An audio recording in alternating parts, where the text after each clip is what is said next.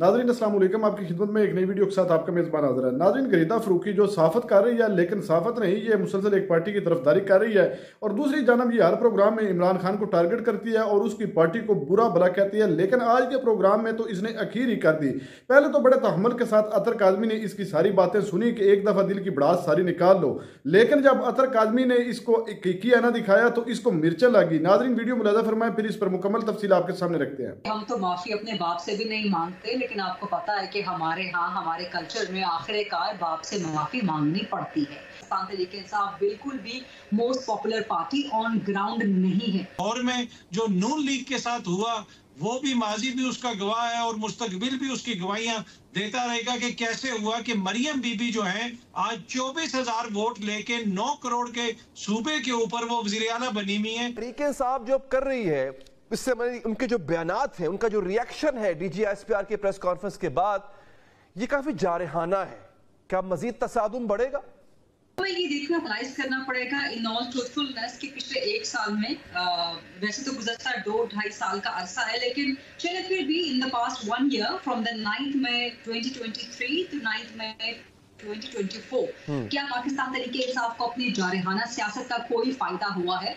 क्या एस्टैब्लिशमेंट से टकराव की सियासत का कोई फायदा हुआ है? तो जवाब है कि जी बिल्कुल नहीं, निल है। अच्छा, कोई फायदा इसका नहीं हुआ। सो मच सो कि यहाँ तक हालात आ गए कि अभी चंद दिन पहले तक पाकिस्तान तहरीक इंसाफ इमरान खान खुद वो कहने लगे कि जी हमने एस्टैब्लिशमेंट से बात करनी है, मैं तो बैठा हुआ हूँ, मैं तो कब से इंतजार में हूँ, मैं तो टिकटिकी लगा के बैठा हुआ हूँ, मैं तो बार बार अपनी घड़ी को देखता हूँ कि कब वो वक्त आएगा कि जब एस्टैब्लिशमेंट मुझे बात के लिए, डील के लिए या मुझसे मुज़ाकरात के लिए कोई पैगाम भेजेगी।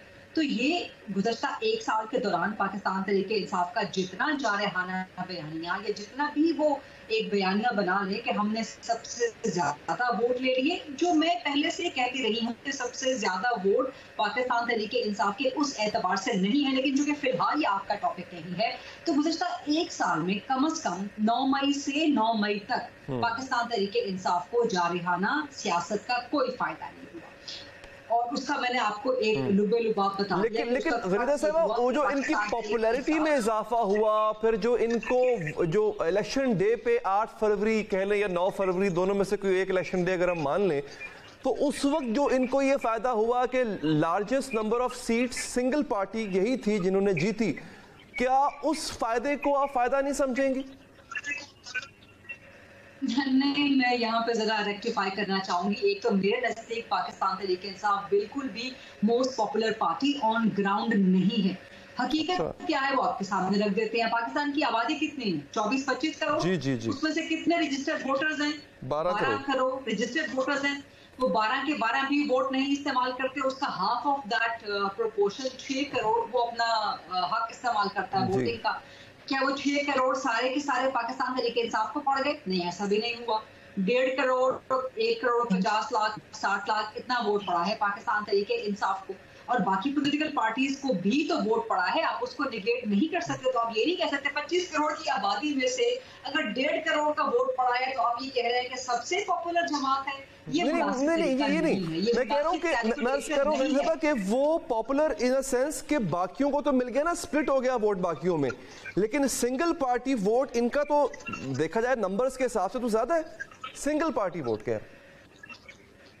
सिंगल पार्टी वोट में वही आपसे गुजारिश कर रही हूँ ना कि 1.5 करोड़ वोट पाकिस्तान तहरीक इंसाफ को मिला है, लेकिन बयानिया उनका ये है कि 80-90% पाकिस्तान की कौम हमारे साथ है। ऐसा नहीं है। 80-90% या कम से कम 70-80% सोशल मीडिया पे उनका कब्जा हो सकता है, ये हम एडमिट कर सकते हैं।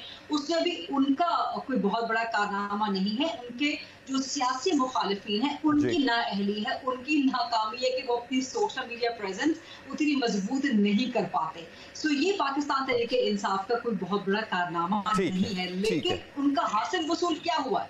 क्या उनको हुकूमत मिल गई है? क्या मरकज में हुकूमत बना ली है? क्या वज़ीर आज़म बनवा लिया है इमरान खान को? चले वो भी छोड़ दें, वो एक बहुत बड़ी बात है। क्या इमरान खान को रिहा करवा लिया है? ऐसा भी नहीं है ना। सो आपका बयानिया बिल्कुल, और बयानिया किस चीज पर डेवलप किया गया? क्या कारकर्दगी में डेवलप किया गया? ये मैं पहले दिन से कह रही हूँ, जब से इलेक्शन का रिजल्ट आया है मेरा यही मौक़िफ़ है कि हमें सवाल तो करना चाहिए कि बयानिया आपने किस बात पे, बयानिया पे हिटलर का भी बहुत कामयाब था। नहीं, मेरी बात सुनिए अली साहब, बयानिया पे हिटलर का भी कामयाब था, चले, अच्छा मैं आप ही जो नुकात आपने बिल्कुल ठीक, आपने जो नुकात उठाए हैं अहम नुकात है। कासमी साहब, सवाल तो मेरा वही है जो मैंने पहले किया, अभी जो खलील साहब बात कर रही हैं कि एक तो ये कि क्या बात दोबारा तसादुम करना चाहती है पीटीआई, क्या इस तसादुम से पहले कुछ हासिल हुआ, क्या अब कुछ हासिल होगा। एक दूसरा जो अभी खरीदा साहबा ने बात की कि इनको अब तक कुछ नहीं मिला, और जो 8 फरवरी का मैंडेट इनको मिला है बकौल उनके कि वो भी कोई ऐसी कोई जीत नहीं है, उसको भी ओवर पोर्ट्रे किया गया है, वो भी कोई इतना खास नहीं है, बाकी जमातों ने ज्यादा वोट लिए कलेक्टिवली। देखिए गरीदा साहिबा की अपनी राय है, लेकिन जमीन पे जो हकायक हैं, हमें ये बताया गया था इंतखाबात से पहले कि इमरान खान के करीबी लोग भी उसको जो है साथ छोड़ जाएंगे और उसको टिकट लेने वाला कोई नहीं मिलेगा। ये बाकायदा अनाउंस किया गया था कि कोई भी शख्स तहरीक इंसाफ का टिकट लेने वाला नहीं होगा। हमने हर हल्के में देखा कि एक टिकट था और 30 कैंडिडेट्स थे। दूसरा, हमें बताया गया कि रेड लाइन लग गई है, अब वो खत्म शुद हो गए हैं, वो दोबारा भी इख्तियार में नहीं आ सकते।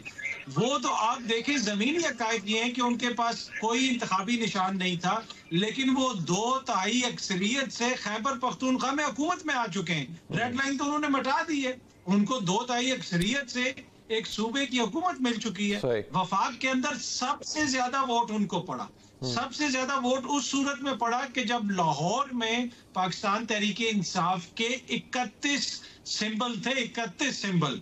अब आप खुद सोच रहे हैं अवाम को कितनी दुश्वारी होती होगी, लेकिन उसके बावजूद लाहौर में जो नून लीग के साथ हुआ वो भी माजी भी उसका गवाह है और मुस्तकबिल भी उसकी गवाहियां देता रहेगा कि कैसे हुआ कि मरियम बीबी जो है आज 24,000 वोट लेके 9 करोड़ के सूबे के ऊपर वो वज़ीर आला बनी हुई है, और उनका जो मुखालिफ है वो कहता है मेरे 25,000 वोट हैं, वो फॉर्म 45 उठा के फिर रहा है। तो मेरे ख्याल में सब कुछ तब्दील हो गया ग्राउंड के ऊपर, सब अंदाजे गलत साबित हुए। इलेक्शन सिंबल ना होने के बावजूद उन्होंने स्वीप किया, उनको मेजॉरिटी वोट पड़े, वो सबके सामने। दूसरी बात यह कि उनको हासिल क्या हुआ, मेरे ख्याल में जो बड़ी बहस है कि इस सारे गेम के अंदर पाकिस्तान को क्या हासिल हुआ। अब ये चाहे एस्टैब्लिशमेंट हो, चाहे सियासी जमातें हो, जुडिशरी हो, ये सब पाकिस्तान के इंपॉर्टेंट सतून है। यहाँ पे अब हमने वे आउट निकालनी है कि किस तरह हम चीजों को बेहतरी की तरफ लेके जाएं। मेरा नहीं ख्याल कि पूरे पाकिस्तान में कोई एक भी शख्स ऐसा होगा जो ये बर्दाश्त कर सके कि 9 मई जैसा वाकया हो, हमारे इदारों के ऊपर अटैक हो, वो कतन बर्दाश्त नहीं किया जा सकता। अच्छा, तो इसका हल निकालना।